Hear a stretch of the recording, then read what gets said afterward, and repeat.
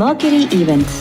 உங்க ஈவெண்ட்ஸை எங்களோட பிளான் பண்ண இப்போவே ஸ்கிரீன்ல தெரியிற நம்பருக்கு கால் பண்ணுங்க.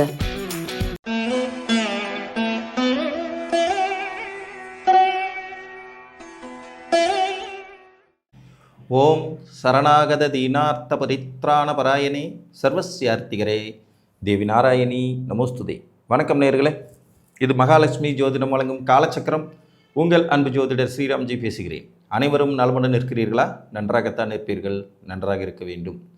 இன்றைய காணொளியில் நாம் காண இருப்பது பாதகாதிபதி நின்ற வீடு கவனம். இதன் தலைப்பு. ஒவ்வொரு லக்னத்திற்கும் ஒரு வீட்டின் அதிபதி பாதகம் செய்வதற்கு தகுதி உடையவராவார். சரலக்கணங்களுக்கு 11ஆம் வீட்டின் அதிபதியும், ஸ்திர லக்கணங்களுக்கு 9ஆம் இடத்தின் அதிபதியும், உபய லக்கணங்களுக்கு 7ஆம் இடத்தின் அதிபதியும் பாதகம் தர கடமைப்பட்டவர்கள். இவங்களால் நல்லது செய்ய முடியாது. கெடுதல் செய்கிறதுக்கு என்னென்ன வழிகளில் முடியுமோ அத்தனையும் பண்ணுவாங்க. மேசம், கடகம், துலாம், மகரம் இந்த 4 வீட்டுக்கும் முறையே 11ஆம் வீட்டு அதிபதிகளான மேசத்திற்கு சனியும், கடகத்துக்கு சுக்கிரனும், துலாத்துக்கு சூரியனும், மகரத்துக்கு செவ்வாயும் பாதகம் தரக்கூடியவங்க. நிலைத்த வீடுகள்னு சொல்லக்கூடிய ரிஷபம், சிம்மம், விருச்சிகம் மற்றும் கும்பம் இந்த வீட்டுக்கு 9ஆம் அதிபதி பாதகம் செய்வார். இதில் என்ன பியூட்டின்னு கேட்டிங்கன்னா, இந்த நிலைத்த வீடுகளுக்கு பாதகம் செய்கிறவர் உயிர் நண்பராக வருவார். ரிஷபத்திற்கு சனி பகவானும், சிம்மத்திற்கு செவ்வாயும், விருச்சிகத்திற்கு சந்திரனும், கும்பத்துக்கு சுக்கிர பகவானும் பாதகம் செய்யக்கூடியவங்க. அதாவது நண்பர்களே பாதகம் செய்யும் அமைப்பு. உபயலக்கணங்களுக்கு 7ஆம் அதிபதி மிதுனம், கன்னி இந்த 2க்கும் குரு பகவானும், தனுசு, மீனம் இந்த 2க்கும் புதன் பகவானும் பாதகம் செய்ய தகுதி உடையவர்கள். சரி, இது பாதகாதிபதியின் நிலை. இந்த பாதகாதிபதி ஏதாவது ஒரு வகையில் பாதகம் செய்யறதுக்கு துணிவாருங்கிற அடிப்படையில் அவர் நின்ற வீட்டின் அடிப்படையிலையும் உங்களுக்கு பாதகம் பண்ணுறதுக்கு ரெடி ஆவார். அப்போ அவர் எந்த வீட்டில் நிற்கிறாரோ அந்த வீட்டின் ஸ்தானத்தின் அடிப்படையில் நீங்கள் கவனமுடன் எச்சரிக்கையுடன் இருந்தீங்கனாலே கண்டிப்பாக இந்த பாதகத்தின் பெரும் அளவு குறைந்து போகிவிடும். அதே மாதிரி பாதகாதிபதியினுடைய காரகத்துவம் ஆதிபத்தியத்திலையும் நீங்கள் கவனமாக இருக்க வேண்டியது அவசியம். இப்போ நிலைத்த லக்னங்களில் பிறந்தவங்க 9ஆம் இடத்தின் ஆதிபத்தியத்தை எதிர்பார்க்கவே கூடாது. அப்பாவால் நன்மைகள் நடக்கும், அப்பா வழி உறவுகளால் நன்மைகள் நடக்கும், அதிர்ஷ்ட வாய்ப்புகள் திடீர்னு வந்து சேரும், இப்படிலாம் யோசிக்கக்கூடாது.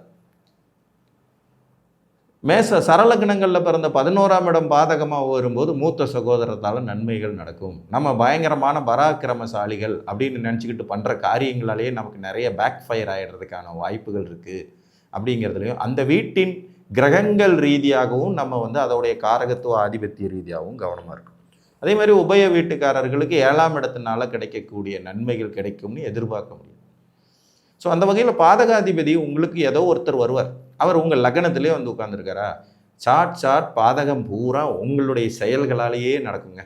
நீங்கள் பண்ணுறது தான் வில்லங்கம். லக்னத்தில் பாதகாதிபதி இருக்கிறவங்க பார்த்தீங்கன்னா மேக்ஸிமம் பேட் ஹேபிட்ஸ் உள்ளவங்களாக இருப்பாங்க. ஒன்று கண்டினியூலியாக செயின் ஸ்மோக்கர் மாதிரி சிகரெட் அடிப்பாங்க, இல்லைன்னா ஒரு நாள் தவறாமல் குடிச்சு பழகிடுவாங்க, இல்லைன்னா சூது விளையாண்டு பழகிடுவாங்க. தன்னுடைய உடலையும் மனதையும் பொருளாதாரத்தையும் கெடுக்கும் வேலைகளை இவங்களே செஞ்சிட்ருப்பாங்க. அதாவது பாதகம் வெளியிலேருந்து வராது, இவங்களே பண்ணிக்குவாங்க. ஸோ இதிலிருந்து நீங்கள் விடுபட்டாதான் உங்களுக்கு பாதகம் இல்லாமல் வாழ்வமையும். 2ஆம் இடத்துல பாதகாதிபதி உட்கார்ந்துருக்கார். தன, வாக்கு, குடும்பஸ்தானத்தில் இந்த 3 விஷயத்தில் கவனமாக இருங்க. தனம், பொருளாதாரம் கவனமாக இருங்க. வாக்கு, பேசுகிறதுல ஒவ்வொரு விஷயத்தையும் யோசித்து பேசவே பேசாதீங்க, ஸ்லோ பண்ணிக்கிங்க. குடும்பத்தாரால் பாதகம் நிகழ வாய்ப்பு இருக்குது, எச்சரிக்கையுடன் இருங்க. 3ஆம் இடத்துல பாதகாதிபதி இருக்கார். நண்பர்கள், இளைய சகோதரம், இளைய துணை, தொடர்புகள், ஒப்பந்தங்கள் இதில் பாதகம் நிகழ்கிறதுக்கு வாய்ப்பு இருக்குது. எழுதுறதுல ரொம்ப கவனமாக இருங்க. கைகளை கொண்டு செய்யும் வேலைகளில் கவனமாக இருங்க. நண்பர்கள்ட்ட எச்சரிக்கையாக இருங்க. இளைய சகோதரர்கிட்ட எச்சரிக்கையாக இருங்க. தொடர்புகள், சிறு தூர பிரயாணம் இதில் எல்லாம் கவனமாக இருக்கும். உங்களுக்கு 4ஆம் இடத்துல பாதகாதிபதி இருக்கார். லக்னத்துக்கு 4ஆம் இடம் பாதகாதிபதி உட்கார்ந்துருக்கு. ஒரு உதாரணமாக ஒரு சிம்ம லக்ன ஜாதகம், செவ்வாய் 4ல் ஆட்சி, பாதகாதிபதி எங்கே இருக்கார்? 4ஆம் இடத்துல.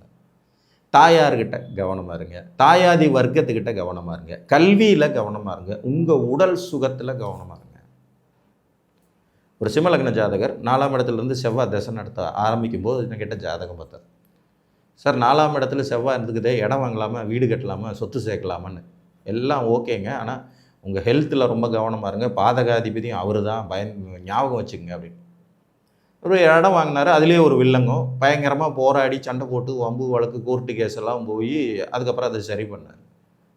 லைட்டாக இவருக்கு அடிக்கடி தலை சுற்றல் ஏற்படும்னு சொல்லிட்டு ஒரு தடவை போய் செக் பண்ணி பார்க்கும்போது மூளைக்கு போகிற ஏதோ ஒரு நரம்புல கட்டி அப்படின்ட்டாங்க. அது பெரிய ஆப்ரேஷன் லெவலுக்கு போய் அவரை காப்பாற்ற முடிஞ்சது. அந்த 4ஆம் இடத்துல இருந்தது சுகத்தின் ரீதியாக அதுவும் ரத்த சம்மந்தப்பட்ட பிரச்சனையை கொடுக்குறாரு.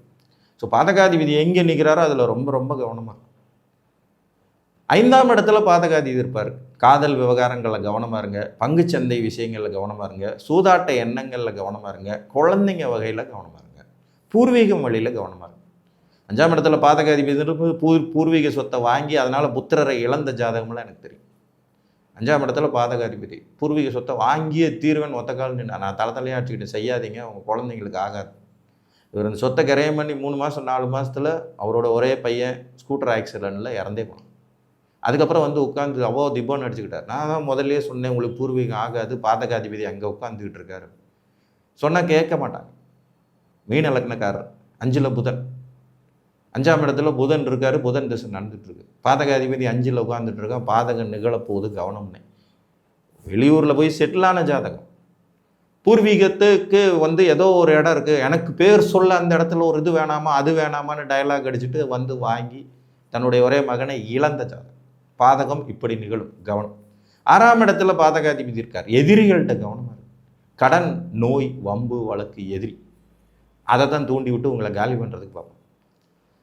7ஆம் இடத்தில் பாதகாதிபதி இருக்கார், வாழ்க்கை துணை, கூட்டாளி, சமுதாயம், பங்காளி, கவனமாக இருங்க. இவங்க மூலமாக பாதகம் நிகழ்கிறதுக்கு வாய்ப்புகள் உண்டு, நடக்கும். நம்ம கவனமாக இருந்தால் தவிர்க்க முடியும், குறைச்சிக்கலாம். இப்போ 5ஆம் இடத்துல பாதகாதிபதி இருக்கிறவர் பூர்வீகத்தை நாம் போகாமல் இருக்கலாம் இல்லையா? இது செய்யக்கூடிய விஷயம் தானே. அது செய்யறதுக்கு மனசு விடாமல் அந்த தசை நடக்கும்போது தூண்டி விடும். இந்த தசை நடந்ததுன்னா ரொம்ப தூண்டி விடும் பாதகாதிபதி. அதே மாதிரி அவருடைய புத்திகள் நடக்கும்போதும் கொஞ்சம் கவனமாக நாம் அதை கடக்க வேண்டியது அவசியம். 8ஆம் இடத்துல பாதகாதிபதி இருக்கார், திடீர் விபத்துகள், கண்டங்கள், அதிர்ஷ்டத்தை நம்பி பின்னாடி போய் மாட்டிக்கிறது. இதுக்கு ஒரு உதாரணம் இருக்கு. ஒரு ரிஷபலக்கண ஜாதகக்காரர், 8ஆம் வீட்டில் இவருக்கு சனி, பாதகாதிபதி நண்பர், குரு வீட்டில் சனி, 8ஆம் இடத்துல. ஒரு வெளிநாட்டுக்கு போகிறதுக்கு ஒருத்தரை நம்பி பயங்கரமாக காசை கட்டி அருமையான வேலை, அற்புதமான விசா, அப்படி இப்படின்னு சொல்லி கடைசியில் போய் எல்லாம் மொத்தமாக ஏமாந்து ஒரு 25 லட்ச ரூபா பட்டநாமம் போட்டுக்கிட்டார். சனி திசை, வெளிநாடு வாழ்க்கைக்கு ஆசைப்பட்டு அதனால் வந்தது விபரீதம். 9ஆம் இடத்தில் உங்கள் பாதகாதிபதி இருக்கிறார், பாக்கியஸ்தானம் தான். ஆனால் 9ஆம் இடத்துல இருக்க அப்பா மூலமாக பாதகம் நிகழும், பெரிய மனிதர்கள் மூலமாக பாதகம் நிகழும், அதிர்ஷ்ட வாய்ப்புகளை நம்புறதுனால பாதகம் நிகழும், தூரதேச பிரயாணத்தில் பாதகம் நிகழும், கவனம். 10ஆம் இடத்துல பாதகாதிபதி இருக்கார், உத்தியோகத்தில் பாதகம் நிகழும், கவனமாக இருக்கும். பிஸ்னஸில் பாதகம் நிகழும், கவனமாக இருக்கும். நீங்கள் செய்யும் கர்மாவினால் உங்கள் பாதகம் அதிகரிக்கும் வாய்ப்புகள் உண்டாகும். 10ஆம் இடத்துல பாதகம் இருக்கிறவர் எப்படி தொழில் செய்வாங்கன்னு கேட்டிங்கன்னா, மற்றவங்களுக்கு பாதகம் நிகழ்கிற மாதிரியான தொழிலே செய்வோம். கலப்பட பொருள் விற்கிறது, கள்ளச்சாராயம் காய்ச்சறது, பாதகம் மற்றவர்களை துன்பப்படுத்துறதன் மூலமாக இவங்களுக்கு வருமானம் வரும். மற்றவங்க கெட்டு போவாங்க, இவங்களுக்கு வருமானம் வரும். இந்த கர்மாவினால இவங்க பாதகம் அதிகமாகிக்கிட்டே போகுதுங்கிறது மாதிரியான அமைப்பு. 11ஆம் இடத்துல பாதகம் அதிபதி இருக்காரா, அதிக லாபத்துக்கு ஆசைப்படாதீங்க. மூத்த சகோதரர் வழியில் எச்சரிக்கையாக இருங்க. பராக்கிரம செயல்கள் புரியுறேங்கிற பேரில் எங்கேயாவது போய் மாட்டிக்காதீங்க. மறு திருமணத்தில் ரொம்ப ரொம்ப கவனமாக இருங்க. மறு திருமண வாய்ப்புகள் உங்களை காலி பண்ணிடும் வாய்ப்பு உண்டாகும். ஒரு கடகலக்கண ஜாதகர் 11ஆம் இடத்துல சுக்கிரன், ஒரு டைவர்ஸ் ஆனால் 2வது மேரேஜுக்கு பார்த்துட்டு இருந்தார். சுக்கிர புத்தி தான் இருக்குது, திசை கூட நடத்தலை, சுக்கிர புத்தி தான் ஏதோ நடந்துட்டு இருந்துச்சு. வெளிநாட்டிலேருந்து ஒரு மேட்ரிமோனியல் சைட் மூலமாக தொடர்பு கொண்ட ஒரு பெண்மணி பயங்கரமாக பேசி ஊறுபட்ட காசை பிடுங்கிட்டு அல்வா கொடுத்துச்சு. பாதகம் எங்கேனி நடந்தது, மறு திருமணத்தின் மூலமாக நடக்கிற பாதகம். அங்கே அவர் ஆட்சியாக இருக்கார். வெளிநாட்டு தொடர்புகளை தரக்கூடிய இடத்துலேருந்து இந்த விதி 12ஆம் இடத்துல பாதகம் இருக்கா, பிரயாணங்களில் கவனமாக இருங்க. அயன சயன போக சுகத்தின் மூலம் பாதகம் இருக்கும். 12ஆம் இடத்துல பாதகாதிபதிகள் இருக்கிறவங்க பார்த்திங்கன்னா தூங்கும்போது பயங்கரமாக புறையும். உங்களுக்கு தூக்கம் அவ்வளோ ஈஸியாக வரவே வராது. நெஞ்சு எரிஞ்சிக்கிட்டு நைட்டு ஃபுல்லாக தூங்க முடியலப்பான்னு சொல்கிறவங்களுக்கு பூரா இந்த 12ஆம் இடம். அதே மாதிரி ஸ்துரிதஸ் கலிதம்னு சொல்லக்கூடிய தாம்பத்திய சுகத்தை ஒழுங்காக அனுபவிக்க விடாது. 12ஆம் இடத்துல பாதகாதிபதி இருந்தாங்க. இல்லைன்னா பாதகமான வழியில் சுகம் அனுபவிக்கணும்னு போய் மாட்டிக்கிட்டு சிக்கி சீரழிக்கும். ஸோ உங்கள் பாதகாதிபதி யாருன்னு பார்த்துக்கோங்க. ஃபஸ்ட்டு அவருடைய காரகத்துவங்கள் என்ன எடுத்து வச்சுங்க. நீங்கள் ஒவ்வொரு கிரகத்திற்கான காரகத்துவங்களையும் நம்ம தனித்தனியாக வீடியோ போட்டுருக்கோம். அடுத்து அவர் எந்த வீட்டில் நிற்கிறாரு அதில் ரொம்ப கவனமாக இருக்கு. அந்த வீட்டின் தன்மைகள் என்ன? இப்போ ஒரு வீடு 2ஆம் இடம்னா அதோடைய தன்மை, 4ஆம் இடம்னா அதோடைய தன்மை. பாதகாதிபதி அங்கே நிற்கிறார். அப்போ இங்கே இருந்து அவர் பாதகத்தை உங்களுக்கு கொடுத்து விட வாய்ப்புகள் உண்டு. அப்படிங்கிறதுனால அவரோட தசை ஒரு வேளை நடப்புக்கு வந்தால் ரொம்ப ரொம்ப ரொம்ப எச்சரிக்கையாக இருங்க. தசை நடப்புக்கு வந்தால் ரொம்பவுமே எச்சரிக்கையாக இருக்க வேண்டியது அவசியம். புத்திகளில் ஓகே, அந்த இடத்தின் விழிப்புணர்வு உங்களுக்கு இருந்துருச்சுன்னா ஈஸியாக கடந்துருவீங்க. ஸோ பாதகாதிபதியின் மேல் கண் வையுங்கள், பாதகமில்லா வாழ்வை பெற்று மகிழுங்கள் என்று கூறி மீண்டும் ஒரு காணொளியில் உங்களை சந்திக்கும் வரை உங்களிடமிருந்து அன்புடன் விடைபெற்றுக் கொள்வது உங்கள் அன்பு ஜோதிடர் ஸ்ரீராம்ஜி. நன்றி, வணக்கம்.